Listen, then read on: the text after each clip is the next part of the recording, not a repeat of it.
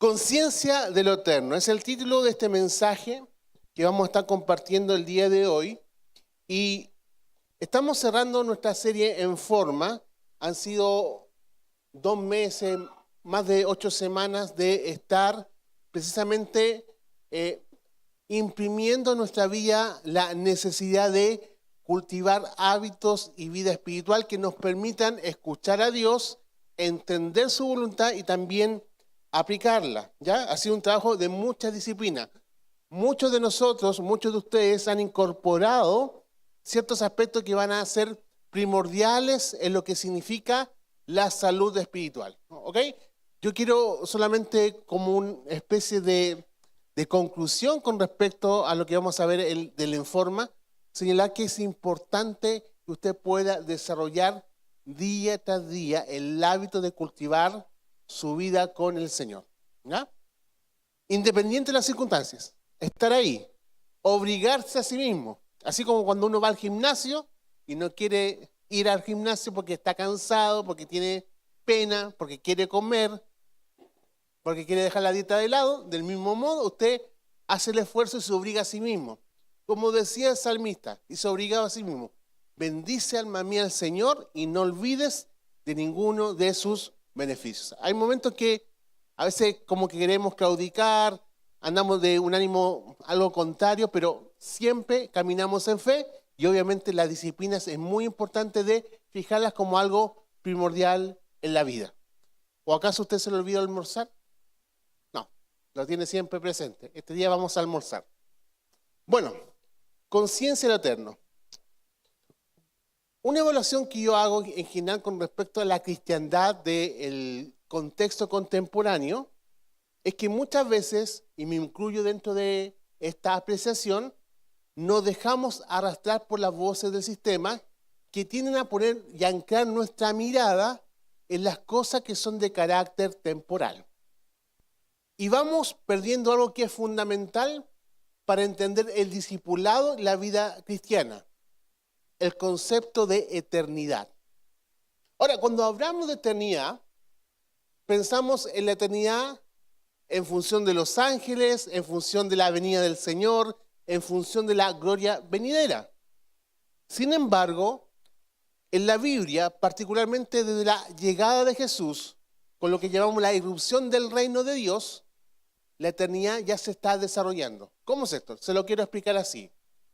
Hubo un teólogo llamado George Latt, después le recomiendo un libro para que pueda leerlo en su casa, que decía lo siguiente con respecto a nuestra propia realidad: que vivimos en medio de 2 tiempos. El primer tiempo es el tiempo en el cual se ha desarrollado la historia humana, marcada por el pecado y la corrupción, ¿no? Que nos llevó precisamente a caminar en un estado de alejamiento con Dios y por tanto de condenación. Sin embargo, sabemos que Jesús vino a este mundo para proclamar el reino de Dios, ¿no? La palabra evangelio significa el anuncio, una buena noticia, ¿no? Y por tanto, a través de su obra, su ministerio, y particularmente a través del sacrificio en la cruz y su resurrección, inauguró un nuevo tiempo. Un tiempo que nos lleva a lo eterno. Ahora, quiero explicarlo esto con mucha gracia para no enredarnos. ¿Cómo esto que vivimos en 2 tiempos? Estamos parados en una línea de tiempo, ¿no? No quiero hablar del multiverso, nada de esas cosas, ¿ya? Eso déjeselo a Marvel. Estamos en un tiempo donde está marcado este tiempo por lo que significa las tinieblas, la erupción del pecado, lo que hablamos anteriormente, ¿no? Lo que significa la corrupción. Pero desde que Jesús vino a este mundo y a través de su sacrificio en la cruz y de su resurrección, se inició otro tiempo, el tiempo de la realidad del reino de Dios, que nos conecta con la eternidad. Por tanto, tú y yo estamos en una especie de, ¿cómo se llama cuando hay 2 cosas traslapadas? Esa es la palabra exacta. Estamos en un tiempo de traslape entre 2 tiempos, como jamón del sándwich, exactamente. Gracias por la didáctica, ¿eh? Como jamón del sándwich, muy, muy interesante. La vamos a aplicar en la teología bíblica cuando demos clase, ¿ya? Somos el jamón del sándwich. Estamos en un tiempo de traslapes. Por un lado, vivimos en el tiempo humano, donde vivimos en la oscuridad, donde constantemente se nos invita a pensar en el aquí y en el ahora. Pero a través de la irrupción de Jesús, y particularmente, y ahora quiero remitirme a la resurrección, ya estamos viviendo la eternidad. ¿Y cuándo se va a consumar eso? Cuando el Señor venga. Entonces, el tiempo que está acá abajo, lo temporal, va a finalizar y se va a alzar como el tiempo reinante, la realidad del reino de Dios, en su realidad consumada. ¿Ok? No quiero enredarlo con conceptos teológicos, solamente para que podamos entender. En otras palabras, estamos acá. Y el estar acá nos lleva una tensión. Permanentemente vamos a escuchar voces en nuestra sociedad que nos van a llevar a narcotizarnos, a doparnos con la realidad temporal, olvidando las cosas que son de carácter eterno. Romanos 12:2, y ya vamos a hablar de renovación en la próxima serie, y de hecho el Congreso va a hablar acerca de la renovación. Nos habla acerca de renovar nuestro entendimiento. No os conforméis a este siglo, a este tiempo. La palabra griega es aion, sino transformaos. Es decir, necesitamos volver a mirar la vida, entender la vida desde la Biblia y desde lo que significa la acción eterna de Dios en la historia. Para eso, tenemos que volver a lo que llamo el día clímax de la historia humana, que es la resurrección. La crucifixión y la resurrección de Jesús son dos caras de un mismo evento. La crucifixión nos muestra el amor salvífico de Dios para cada uno de nosotros, ¿o no? Nos dio la oportunidad, pero la resurrección, y esto es lo importante, ¿no? No es solamente que Jesús murió, sino que también resucitó, marcó para siempre la historia. Significa que ese sacrificio en la cruz fue aprobado por el Padre, pero también generó un impacto tan grande que tú y yo hoy día podemos disfrutar de una vida eterna, de una vida inagotable. El Espíritu que levantó a Jesús de los muertos es el Espíritu que vive en ti y que está trabajando en el día de hoy. Romanos 8 nos dice al respecto, ¿no?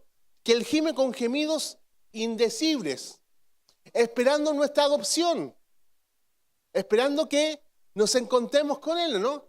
Está preparándonos para eso y nos permite vivir en el aquí y en el ahora la eternidad. Todo esto porque generalmente, y esto es la evaluación, nosotros vivimos anclados a mirar solamente las cosas que están situadas en nuestros tiempos, en nuestro tiempo, en este tiempo terrenal. Ahí nos enredamos, ¿o no? Ahí vamos construyendo definiciones erróneas. Ahí vamos desarrollando estilos de vida que no tienen coincidencia con la realidad a la cual fuimos llamados. Ahí vivimos tensión. Y es lo que vamos a compartir el día de hoy.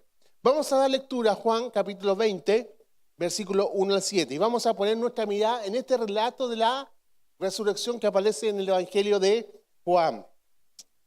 Dice la palabra del Señor. El primer día de la semana, muy de mañana, vamos a leer entre el 1 al 10, por favor. Cuando todavía estaba oscuro, María Magdalena fue al sepulcro y vio que habían removido la piedra que cubría la entrada. Así que se fue corriendo a ver al Simón Pedro y al otro discípulo, a quien Jesús amaba, y les dijo: se han llevado del sepulcro al Señor y no sabemos dónde lo han puesto. Solamente una paréntesis. Es muy interesante este relato de la resurrección porque nos presenta ciertas maneras de explicar los hechos que tienen algunas singularidades frente a lo que nos entregan, por ejemplo, los evangelios sinópticos. Acá nos hablan acerca de ángeles, acá no se nos habla acerca de un terremoto, sino que va a poner su mirada en lo que significa el dolor y la angustia de las mujeres discípulas de Jesús quiero recalcar esto, discípulas de Jesús, y los 12, los discípulos más cercanos. Y vemos que María está en ese contexto abrumada. Llega a la tumba y encuentra la tumba vacía. ¿Y cuál va a ser su reacción? ¿Resucitó el Señor? No, no va a ser esa su reacción. Su reacción es, ¿quién se llevó a Jesús?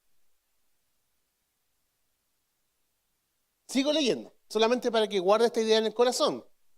Entonces Pedro y el otro discípulo se dirigieron al sepulcro. Ambos fueron corriendo, pero como el otro discípulo corría más rápido que Pedro, Juan probablemente, el discípulo amado, Pedro era más viejito, ¿ya? Llegó primero al sepulcro, inclinándose se asomó y vio allí las vendas, pero no entró. Tenía miedo. Tras él llegó Simón Pedro y entró al sepulcro y vio allí las vendas y el sudario que había cubierto la cabeza de Jesús, aunque el sudario no estaba con las vendas, sino enrollado en un lugar aparte. Solamente un paréntesis, porque después nos va a servir la predicación. Jesús cuando resucita deja todo ordenadito.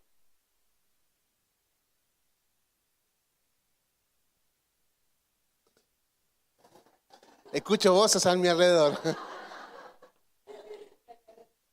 Estamos predicando. No bajemos las cosas temporales.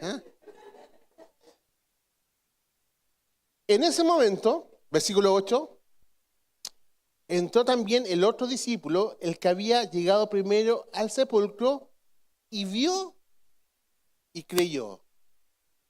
Miren, dos escenas distintas. María Magdalena entra y se pregunta, ¿dónde está el cuerpo del maestro? Pero probablemente el amado, se cree que es el escritor del Evangelio de Juan. Juan entra al sepulcro, mira y cree, porque tenía en su mente y en su corazón la promesa de Jesús, que él habría de resucitar. Versículo 9. Hasta entonces no habían entendido la escritura que dice que Jesús tenía que resucitar. Y agrego el versículo 10, lo puse ahí en el mensaje porque es bien importante para lo que vamos a conversar en los próximos minutos. Los discípulos regresaron a su casa. A ver, cuando nosotros hacemos una especie de recapitulación con respecto a la resurrección de Jesús, nos damos cuenta que les costó creer a los propios discípulos que Jesús había resucitado. Se le apareció varias veces, ¿no? Algunos, como Tomás, exigieron pruebas. Si yo pudiera meter la mano en su costado y meter mis dedos en sus llagas, entonces voy a creer. Y Jesús tuvo que aparecer varias veces. ¿Por qué? Porque finalmente todos nosotros, incluyendo los discípulos, estamos condicionados por el sistema, producto de la naturaleza caída que todavía está ahí dando vuelta en medio nuestro, a mirar las cosas que son de carácter temporal. Como decía anteriormente, a diferencia de los evangelios sinópticos, que van a relatar la resurrección con terremotos, ángeles, eventos cómicos espectaculares, Juan nos presenta un relato profundamente íntimo y personal. ¿Y se va a enfocar dónde? En lo que significó el dolor de la cruz, pero que lo va a contrastar con lo que significa la grandeza de la resurrección. Por eso que yo mencionaba en la introducción de este mensaje que cruz y resurrección no se pueden separar. La cruz nos habla acerca del sacrificio, pero no hablamos de un Señor que solamente quedó crucificado. Hablamos de un Señor que venció la muerte. Y eso nos va a entregar tres cosas que te quiero compartir en el día de hoy que tienen que ver con desarrollar una conciencia con lo eterno. Número 1, esperanza. Número 2, seguridad. Y número 3, un sentir de misión. Y esos son los tres aspectos que te quiero compartir contigo. La esperanza, la seguridad y un sentir de misión. Ok, entonces, a través de este texto vamos a descubrir estos tres aspectos y lo vamos a poder traer a nuestra vida como algo real. Por tanto, Que Jesús haya resucitado no significa que debamos solamente recordarlo en Semana Santa. Impacta, no, y va más allá de lo doctrinal o teológico para impactar nuestras vidas en la vida cotidiana. Yo quiero decirte que Jesús resucitó, pero que ese resucitado está contigo en el día a día, ¿no? Está contigo cuando estás ordenando la casa, que está contigo en medio de tus quehaceres domésticos, en medio de la vida laboral, en medio de tus estudios, en medio de tus aflicciones, en medio de tus problemas, en medio de tus sonrisas, en medio de tus sueños. Él está ahí. Toda la proclamación de la iglesia primitiva se fundamentaba en el hecho de que Jesús había resucitado de los muertos, ¿no? Y por tanto, se había convertido en el Señor, el dueño absoluto de todas las cosas. Y estaban dispuestos a dar sus vidas por proclamar y defender esa hermosa realidad. Ese es el llamado del discípulo. Entender y vivir la resurrección y anunciar el señorío de Jesús en cada tiempo de la historia y en cada espacio de nuestra sociedad. Entonces, volvamos al texto. Hablamos de 3 principios: esperanza, seguridad y misión. Los 2 primeros versículos del capítulo 20 nos habla acerca de la esperanza. Y es que cuando tomamos conciencia sobre lo eterno, somos provistos de esperanza en medio de los escenarios de angustia y de tristeza. Creo que lo hemos dicho en otras ocasiones, pero lo quiero volver a señalar. Si hay algo que vamos a vivir en la vida permanentemente, son escenarios de angustia y son escenarios de tristeza. ¿Alguien ha construido en nuestro ideal una vida filtrada a través de un ideal de alegría, sin ningún problema, sin ningún de felicidad, happy, happy, happy? Y eso no es verdad. El dolor golpea nuestra puerta a través de distintas circunstancias, a través de nuestras malas definiciones que nos traen dolor, a través de las definiciones que marcan nuestra vida, a través de eventos traumáticos como la pérdida de un ser querido, como una enfermedad que no teníamos contemplada. El dolor está ahí. Todos nosotros, en mayor o menor grado, hemos enfrentado escenarios de angustia y tristeza. ¿Cuántos de los que están aquí? Yo sé que la pregunta es retórica. ¿Cuántos de los que están aquí nunca han tenido ningún escenario de angustia o tristeza en la vida? ¿Hay alguno? Lo normal, lo humano, es que lo vivamos. Vivimos situaciones que nos llevan a escenarios donde convivimos con el dolor. ¿Y cómo vamos a enfrentar la vida de la fe desde esos escenarios? Porque si nosotros creemos a muchas voces que están hoy día en la sociedad y también en las formas en las cuales se comparte el Evangelio, de que fuimos llamados a ser netamente happy, happy, vamos a tener una contradicción cuando vivamos estos tiempos y estos escenarios de dolor. Yo creo que Dios sana. Amén. Pero Dios también genera su voluntad. Mientras estemos situados en este cuerpo temporal, estamos sujetos al dolor. Volvamos a leer el texto. Los primeros 2 versículos. El primer día de la semana, muy temprano, cuando todavía estaba oscuro, María Magdalena fue al sepulcro y vio que se habían quitado la piedra que cubría la entrada. Así que se fue corriendo a ver a Simón Pedro y al otro discípulo a quien Jesús amaba y le dijo: se han llevado del sepulcro al Señor y no sabemos dónde le han puesto. Juan describe algo no menor que muchas veces pasamos por alto. que fue el escenario que estaban viviendo los discípulos de Jesús previo a la resurrección. Como nosotros siempre ponemos nuestra mirada en la resurrección, muchas veces pasamos por alto en nuestra lectura lo que significa lo que los discípulos de Jesús estaban viviendo. Primero que todo, perdieron a alguien que amaban, a quienes ellos amaban, y que también la había guiado por un largo tiempo, con quien habían convivido. Ya experimentaban lo que significa el trauma de perder a alguien, ¿no? Todos los que hemos vivido la partida de un ser querido sabemos cuánto duele.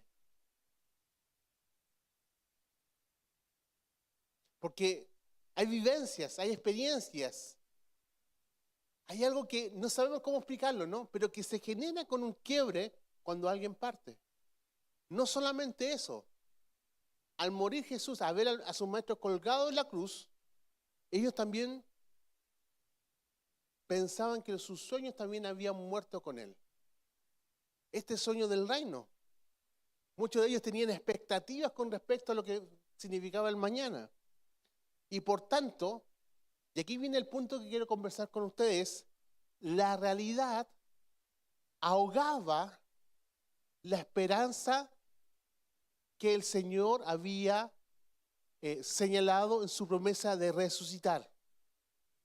Paréntesis, ¿Jesús había anunciado su resurrección? Sí, pero las circunstancias habían llevado a los discípulos y particularmente a María Magdalena a olvidar esa promesa. Por eso que el texto, y lo que señalaba hace un tiempito atrás, nos muestra que María al ver el sepulcro vio que como estaba todo despejado, la piedra quitada, el cuerpo del maestro había sido o robado o quitado de ahí por alguien.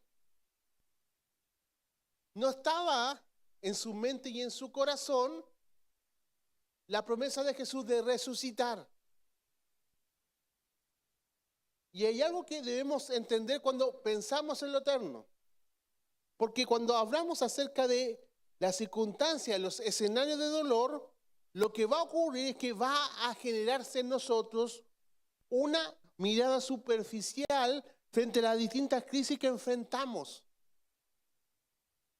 Y en ese marco nos abrumamos emocionalmente al punto de llegar a cuadros de desesperanza.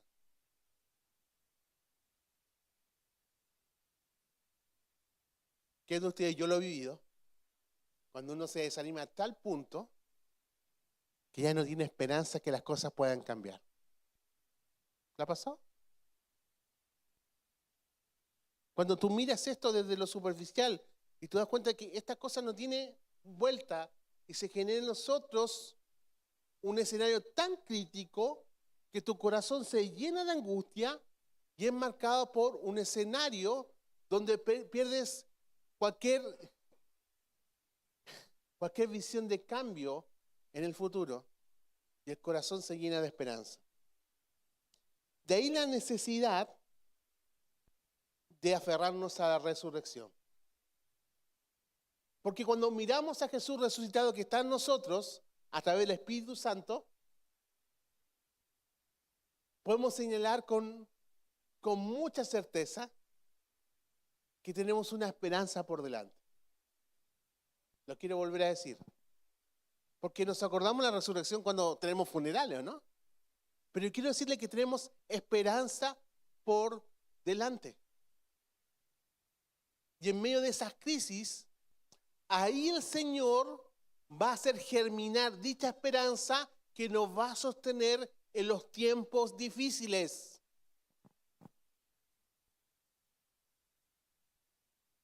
La expresión utilizada por María Magdalena, no sabemos dónde la han puesto, pone de manifiesto aquella vulnerabilidad que todos nosotros tenemos de depender únicamente de las cosas que son tangibles, de las cosas que podemos ver.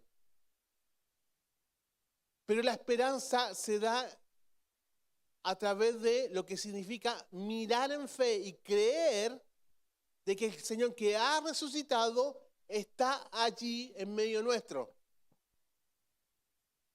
No estoy muy convencido. Sí, la resurrección, el resucitado, el poder del resucitado está ahí, aún en los momentos adversos, siempre. Y eso genera en nuestro corazón, ¿qué cosa? Esperanza. ¿Cómo miramos el futuro? Todo mal, todo no va a funcionar. Viene un cambio de gobierno, no, vamos a entrar en política, ¿cierto? No entro en política en esta iglesia porque hay distintos colores, así que no. Y miramos el futuro con una mirada escéptica y fatalista, ¿no? Pero tú y yo, a través de esta promesa, tenemos un futuro glorioso. Esta esperanza se convierte en un ancla frente a los embates de la vida, frente a las circunstancias de la vida, ¿no? Y si me enfermo, Dios va a estar conmigo. Y si me muero, paso a estar permanentemente con el Señor. Estamos y vivimos a través de la promesa de la resurrección, mirando el mañana, siempre con esperanza. Y cuesta mucho. Porque cuando vives el proceso difícil, cuesta mirar el futuro con esperanza. Pero lo primero que se desarrolla cuando volvemos a pensar y ver la vida de una concepción de carácter eterno, es esperanza en nuestra vida. Es esperanza, porque viene lo segundo que te quiero compartir contigo. Porque la conciencia de lo eterno nos lleva a un segundo principio, que es la seguridad. Sigamos avanzando en el texto, por favor. Versículo 3. Entonces Pedro y el otro discípulo, Juan, se dirigieron al sepulcro. Ambos fueron corriendo. Yo me imagino que iba corriendo el pastor Frey y yo. Él iba adelante porque tenía mejor físico que yo. Él es más joven que yo. Bueno, para poder un poquito contextualizar el pasaje, ¿ya? Ambos fueron corriendo, pero como el otro discípulo corría más rápido que Pedro, llegó primero al sepulcro. Inclinándose, porque las tumbas estaban labradas en piedra, inclinándose, asomó y vio allí las vendas, pero no entró. Le dio miedo. Freddy, lo siento. ¿Tuviste miedo? No. ¿Les cuento una anécdota, no? Este templo tiene alarmas, ¿ya? Y antes teníamos contratado otro proveedor de alarmas. Entonces, una vez sonó la alarma, un día lluvioso así, que se cortó la luz, con rayos y tormenta. Y aquí había un féretro porque había un velorio.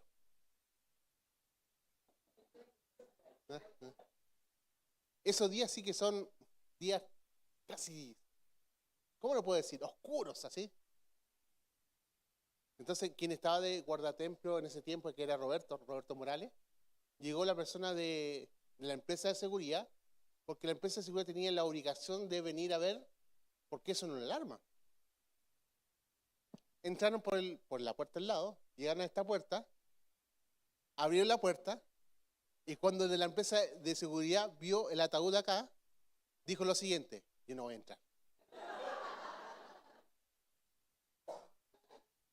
Y Roberto le dijo: tienes que entrar porque es tu pega. No, yo no voy a entrar ahí. Bueno, algo similar fue lo que vivió en este caso Juan. Pero hay algo interesante que se va dando en el relato. Quiero poner nuestra mirada particularmente en lo que significa el versículo 8. Porque en ese momento entró también el otro discípulo, el que había llegado primero al sepulcro, y vio y creyó. Vio y creyó. Nuevamente el cuadro inicial: desesperanza, sensación de fracaso, una piedra corrida de su eje, una tumba vacía.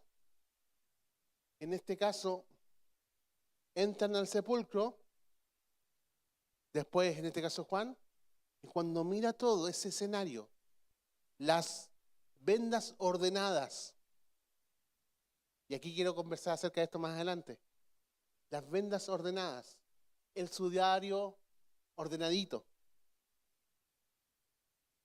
Entonces él recordó que Jesús había prometido resucitar y creyó. Entonces, en su corazón generó algo que se llama seguridad. Porque mirar lo eterno o conceptualizar la vida desde lo eterno trae la seguridad que en medio de lo temporal la realidad de Dios se va a concretar, sí o sí.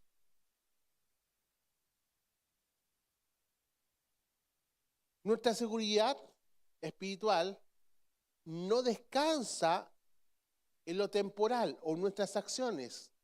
Nuestra seguridad espiritual descansa en el hecho de que Jesús resucitó y por tanto el plan de Dios se está llevando a cabo, a pesar de que en algún momento lo temporal nos lleve a mirar eso de manera despectiva o de manera en la cual no lo consideremos. Dios está desarrollando su plan. Jesús resucitó y por tanto eso fue una evidencia de cómo Dios había manifestado desde los profetas del Antiguo Testamento el desarrollo de un plan para el ser humano, ¿no? Todo se cumplió. Carolina predicaba acerca de esto, ¿no? Tetelestai, ¿no? Consumado eso, ¿no? Pero aquí vino la evidencia tangible. La resurrección fue la evidencia de parte de Dios que el sacrificio de Jesús fue completamente aprobado. Y eso nos hace permanecer a nosotros seguros, ¿o no? Porque no depende de nosotros nuestra propia salvación. Depende de aquel que murió en la cruz por nosotros. Por eso que decimos que la salvación no es por obra, es por gracia mediante la fe.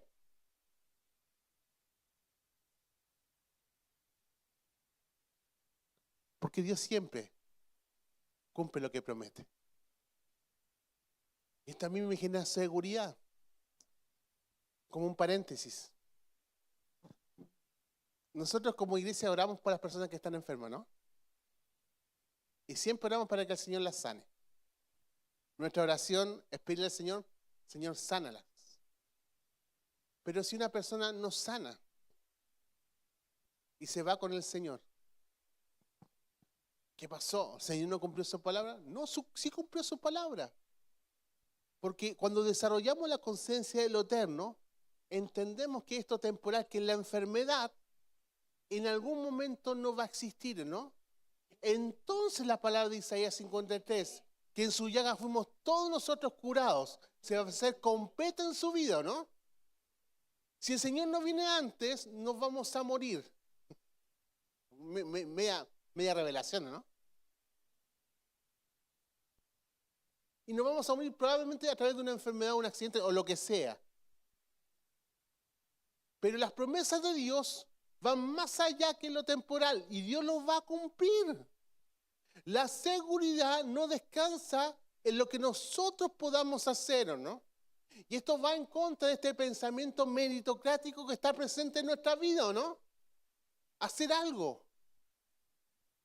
Dios ya lo hizo todo. Por supuesto que estamos haciendo, no una apología, tomar mal la definición de la vida, no me estoy refiriendo a eso, para que no se vaya a malinterpretar. Simplemente decimos que descansamos en la soberanía de Dios y en su señorío, en el señorío de Cristo.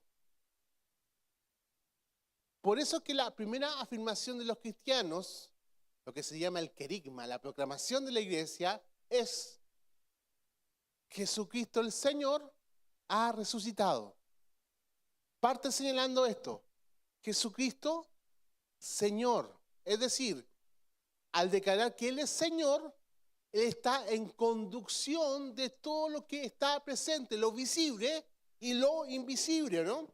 Por tanto, vemos ahí, por ejemplo, que Jesús toma y tiene sentido el humor, ¿no? Yo me imagino que Jesús, esto ya es imaginación mía, ¿no? Para que me cuelguen de hereje, ¿ya? Jesús cuando resucitó, dejó todo ordenadito. La venda en un lugar, porque eran en aquel tiempo ocupaban vendas para amarrar el sudario, una sabanita, y después te envolvían en venda, ¿no? Las cosas estaban ordenadas, las tiritas en un lugar ordenadas, el sudario dobradito, estiradito, ordenado. Y esto nos muestra dos cositas. Número uno, que Dios es un Dios de orden.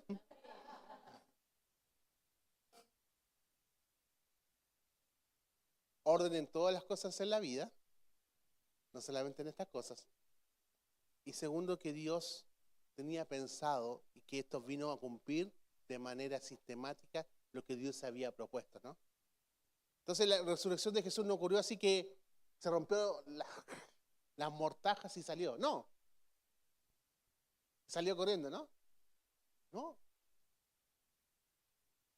Jesús se levanta de la muerte y planta en el corazón de sus discípulos que esto era parte del cumplimiento de la promesa del Antiguo Testamento. Inclusive las cosas visibles. Esto era parte. Si hubieran sacado su cuerpo, no se hubieran dado el trabajo de ordenar el sudario, sino que eso fue evidencia de que él había hecho eso a propósito, para dar testimonio que su promesa estaba en curso. Nuestra fe se encuentra garantizada cuando miramos el sudario enrollado, prueba de la resurrección de Jesús. En la vida práctica, ¿cómo afecta? Esta seguridad de lo eterno frente a lo temporal descomprime nuestra mente del afán y la ansiedad por el futuro. En medio de una sociedad que está marcada por el afán y la ansiedad, vivimos tensión. Las tensiones más básicas. ¿Qué habremos de comer? ¿Qué viene por mañana? ¿Qué habremos de vestir? Toda esa tensión. Todo vuelve atrás. O todo queda disipado cuando miramos la resurrección. Por eso que el apóstol Pedro dice que nosotros somos peregrinos y extranjeros en este mundo. Todos nosotros somos migrantes en medio de este sistema, porque nuestra ciudadanía es de los cielos. Y tú fuiste convocado, ¿no? Estás de paso por un tiempo, por un mundo que tiene una fecha final, que está con fecha de vencimiento. Y ya estás viviendo una vida que es eterna. Y eso trae seguridad, ¿no? Lo último que digo sobre este punto, para no extenderme en el tiempo, es como cuando tú ves un spoiler de la película. Me acuerdo que con mi hijo nos vimos toda la saga Marvel, hasta llegar a lo que significa Endgame. Y cuando fuimos a ver la película, no queríamos que nadie nos expoliara nada. Porque dígame, ¿no hay nada más fome que ver una película cuando tú conoces el final o no? Yo sé que hay gente que le gusta eso, pero a mí no me gusta. Así que no me cuenta el final. Porque cuando tú conoces el final, todo lo que miras es como que la tensión del guión se descomprime. Es lo mismo en la vida. Cuando sabemos que el final ya está asegurado, todo lo que enfrentamos por delante son, perdón la expresión, son minúsculas delante de las mayúsculas que es el señorío de Jesús en la historia. Tercero, y el último que quiero desarrollar, por lo menos en términos de ideas, no solamente nos da esperanza y seguridad proveernos de una conciencia en torno a lo eterno, sino que también nos imparte en cada uno de nosotros una conciencia de misión. Misión en torno a una vida escogida para algo mayor. Versículo 8 al 10 del capítulo 20 de Juan. Entonces entró el otro discípulo que había llegado primero al sepulcro, vio y creyó. Hasta ese entonces no habían entendido la escritura de que dice que Jesús tenía que resucitar. Luego los discípulos regresaron a casa. Me quiero detener en dos cositas del pasaje. Número uno, ya vimos que Juan vio y creyó. Pero en ese momento bajó sobre él algo que no tenía antes. La comprensión de las escrituras que dice que Jesús tenía que resucitar.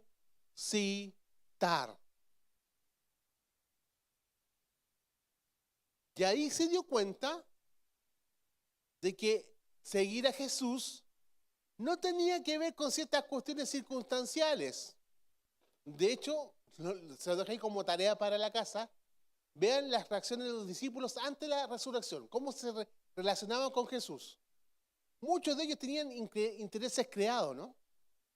Algunos pensaban en el reino como una manifestación en la aquí y ahora. Algunos querían ser sus ministros, como Juan y Jacobo, que mandaron a la mamá a preguntar si tú te puedes, Señor, cuando vengas en tu reino, que uno se siente a tu diestra, otro a tu siniestra, a la derecha y a la izquierda, y que estén contigo para gobernar. Otro como Pedro, como Simón Pedro, varias espadas guardadas. ¿De dónde sacó espada para cortarle la oreja a Malcolm cuando fueron a aprender a Jesús en Getsemaní? Porque tenían una mente anclada a lo terrenal. Cuando entienden la resurrección y entienden que Jesús debía resucitar, entonces su vida se autocomprenden con un propósito que es mayor. ¿Cuántos de acá han conocido a Jesús? Quiero que puedan levantar sus manos. Ok, muchas gracias. Los que no conocen a Jesús, este día no se pueden ir sin conocer. ¿Ya?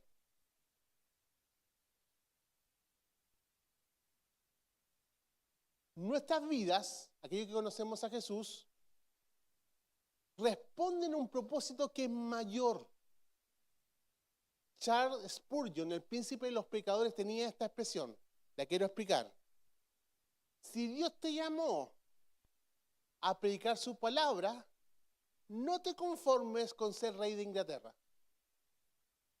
Hay que entenderlo en el contexto donde Charles Spurgeon predicaba.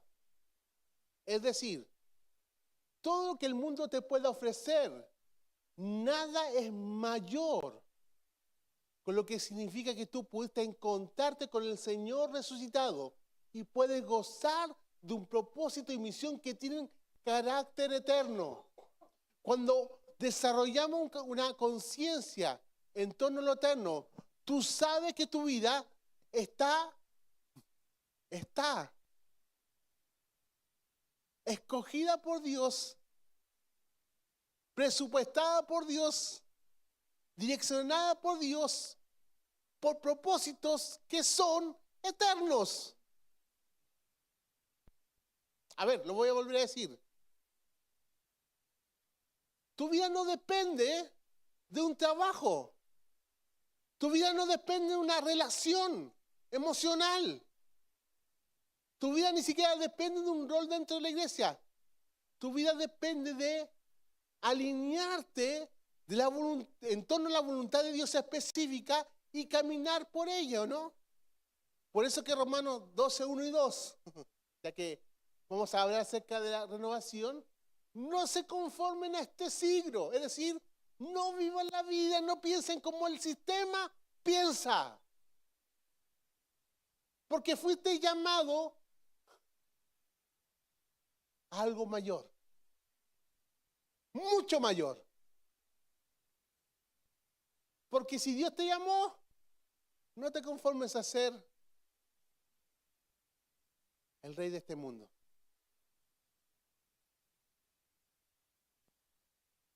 Entonces, esa comprensión con respecto a la resurrección marcó para siempre el propósito de vida de estos hombres y mujeres. Y eso lo enfrentó, y eso los llevó a enfrentar tremendos desafíos en la vida. ¿Tú sabes el impacto de la resurrección en cada uno de ellos?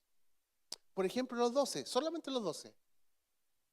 Todos ellos estuvieron dispuestos a dar su vida por compartir el testimonio del resucitado, a pesar de las oposiciones de su tiempo. Ninguno llegó, salvo Juan, de esos 12, a muerte natural. Todos fueron perseguidos y todos fueron ajusticiados. Pero tenían algo por delante. El anclaje a esta verdad, el anclaje a la resurrección que les permite dar sentido a su vida. Mi vida tiene sentido porque Dios, en su infinita misericordia, en su gracia inagotable, un día se encontró conmigo y me llamó a su encuentro. Tu vida tiene sentido. Quiero decirte, no hay sentido fuera de esto. Tu vida tiene sentido porque Dios te escogió. ¿Por qué te escogió? No tengo ni idea, porque yo no te hubiera escogido. Yo no me voy a escoger ni a mí mismo. Pero Él te miró con compasión, con gracia. No se te olvide nunca esto. No había ningún mérito en ti. Ninguno. Es parte de algo que ni siquiera logramos comprender. Nos miró con gracia y nos hizo sus hijos e hijas para disfrutar su relación permanentemente y conectarnos con el Dios eterno y vivir esa eternidad en el aquí y en el ahora. Y a través de eso, configurar nuestra vida en torno a dicha eternidad. Cuando tú posees conciencia de lo eterno, entonces tú configuras tu vida en torno a aquello que es eterno.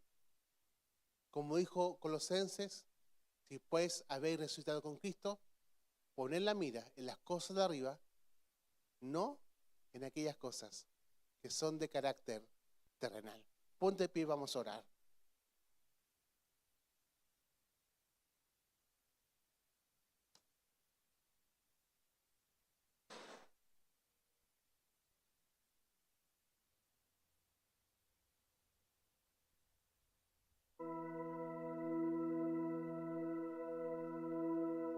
Si tu preocupación hoy día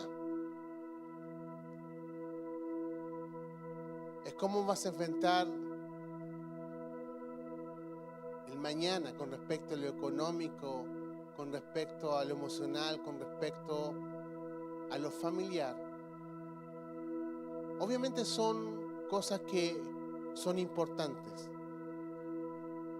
Pero no olviden nunca, pero nunca, de que tú y yo hemos sido llamados por un Dios que es eterno, por un Dios que quiere hacer de la resurrección el pilar de nuestra espiritualidad, por un Dios que nos ha escogido por amor y gracia, y a través de esa resurrección no solo ha refrendado la eficacia del sacrificio de la cruz, sino que también nos ha convocado para una misión absolutamente mayor en la vida. Y nuestros pasos en este mundo están marcados por la resurrección de Jesús. Haz y cada tiempo de tu vida, haz que cada definición en tu vida se alinee con la grandeza, con lo que significa el hito maravilloso, donde las ideologías, las religiones muertas, todas se vieron derrotadas, la muerte en sí misma, por el Señor que se alzó triunfante en la cruz del Calvario.